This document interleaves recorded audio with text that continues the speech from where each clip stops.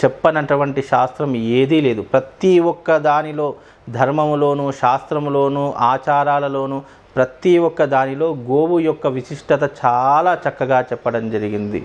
ఎందుకు అనంటే గోవు అంటేనే ముక్కోటి దేవతలు ఉన్నటువంటి ఒక గొప్పనైనటువంటిది ఏ వ్యవస్థ ఉందంటే అది కేవలం గోవు మాత్రమే. అంత పుణ్యమైనటువంటి ప్రదేశం ఎక్కడ ఉంది అంటే అది గోవులో మాత్రమే ఉంది. ఎందుకంటే గోవు అంటే ఆవు. ఈ యొక్క ఆవులో ఉన్నటువంటి ముక్కోటి దేవతల సముదాయము ఆ ఆవు యొక్క ఆకారంలో ప్రతి ఒక్క భాగంలో ఆవుకు అణువున ముక్కోటి దేవతలు కొలువై ఉంటారు. ఆవు పొదుగులో గోమాత ఉంటుంది, కామధేనువు. అదే రకంగా ముఖంలో బ్రహ్మదేవుడు ఉంటాడు, కడుపులో విష్ణుమూర్తి ఉంటాడు, అదే రకంగా శివుడు ఉంటాడు, అమ్మవారు కొలువై ఉంటుంది, సరస్వతీమాత. ఇలా ముక్కోటి దేవతల యొక్క ఆవాసము గోమాత అని అన్నారు. అంటే గోమాత అంటే ఏంటి?